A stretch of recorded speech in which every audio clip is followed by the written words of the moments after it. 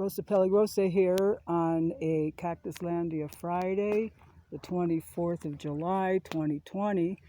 And this kind of looks like where I got caught in the rain. So, and I'm on a ridge here. I went all the way as far as I could, and then there's a rock ridge over there, and there were some vultures.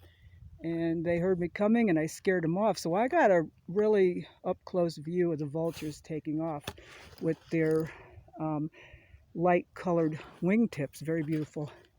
And so I'm going to kind of follow the ridge and see how I can work my way down. It's after 4:30, so I still have plenty of time. So in 3 hours, it'll be, 7:30. That's not late.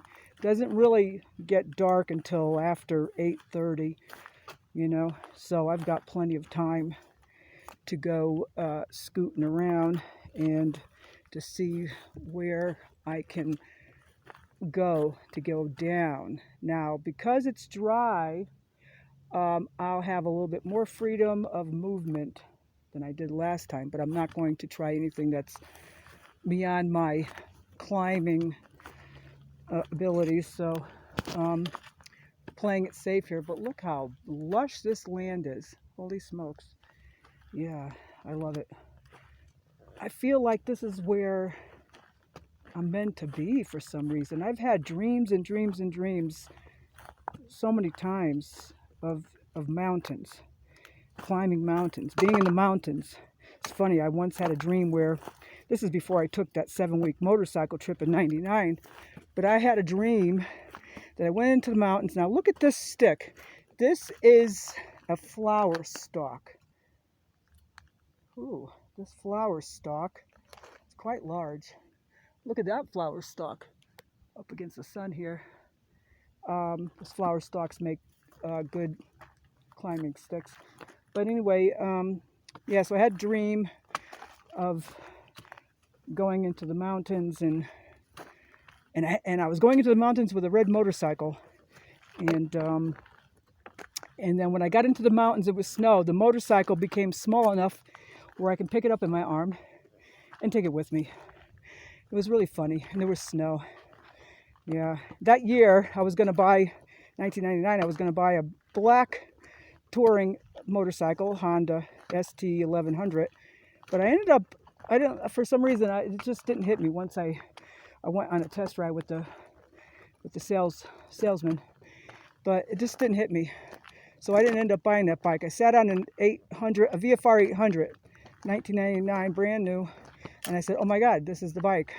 And that's the bike I took, and I don't regret it.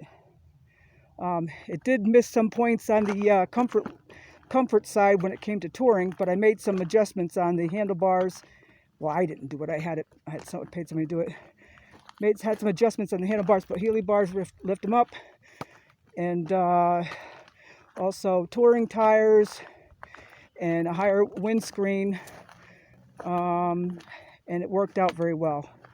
And I was averaging about, 250 to 300 miles a day, and then sleeping in the state parks and stuff when I wasn't staying at some ratty motel.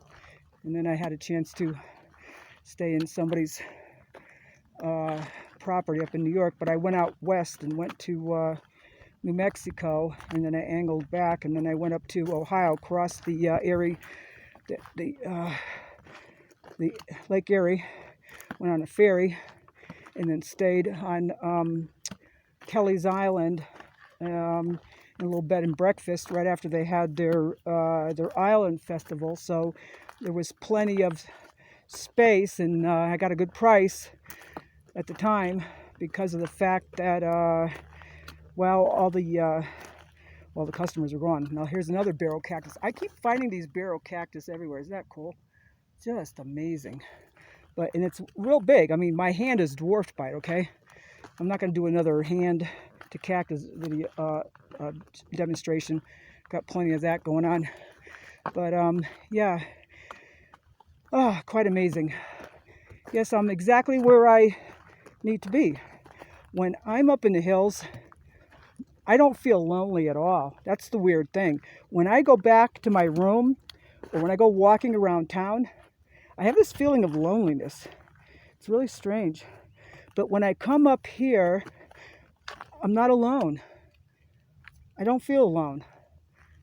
I'm surrounded by cactus and birds and insects, and earlier I saw, I scared off, didn't mean to, of course, I just didn't see him, a very large lizard. I say he was maybe about 8 inches long, with a very thorny looking scales. He looked pretty rough. I couldn't get a really good look at him, but yeah, it was nothing like I've seen so far here. And just wondering how far down I should go through here. There's a wall over there somewhere. I'm not sure if I can scale it. Some of these walls have the barbed wire. I could probably scale them, but not too easy. I was scaling another wall earlier. That was my first wall. And, well, not the first wall. It was a wall over by the posta. And I grabbed onto a tree that was, you know, in the process of dying. That's actually used to anchor down the barbed wire. And then the tree started to, it was a pretty good sized trunk too. That's why you got to be careful when you're grabbing stuff for support. The tree began to break, okay, the whole trunk, okay. And I kind of fell over, but I was able to catch myself, had my stick, so I didn't get hurt. I could have gotten that barbed wire into the back of my thigh, my right thigh, but I only got scratched on my hand, nothing serious. So I sucked on that for a while and the blood stopped. I let the enzymes and antibiotics, natural antibiotics of my saliva take care of that. And I'm pretty sure it'll be fine. Yeah, because that's, you know, our saliva is full of that stuff to keep us healthy. It doesn't work all the time, but anyway, so yeah. So my experience today is quite interesting. For as much ground as I've covered, oh, look at that. For as much ground as I've covered, not a lot of hours have gone by. I've only been up into the hills here now, only 4 hours. So I still got another 4 hours to go. And I really don't have far to go. I mean, I can see the road from here. I don't know if you can see it in the video, but I can see the dirt road. It's a little ways off. And I'm following I'm following this wall. Not exactly sure where I'm gonna head up, because last time what I did was I went higher ground and I took a very long route. This time I'm going to try to take a shorter route. It's going to be a rockier route. Not really sure where I'm going to come out, but I'm actually really getting to know these hills one day at a time. And wow, it's been really great. So I'm going down here because I see there's a path, and some of these paths are they're cattle paths, and I'm sure they're rancher paths, and you know, they've had to come up here and do these walls. And so, you know, these lands are well traveled, trust me, for who knows how many years. I mean, it's beautiful land. Oh my God, it's beautiful land. But well, not to bore you too much with my scaling down the rocks and everything. So Rosa Peligrosa over and out.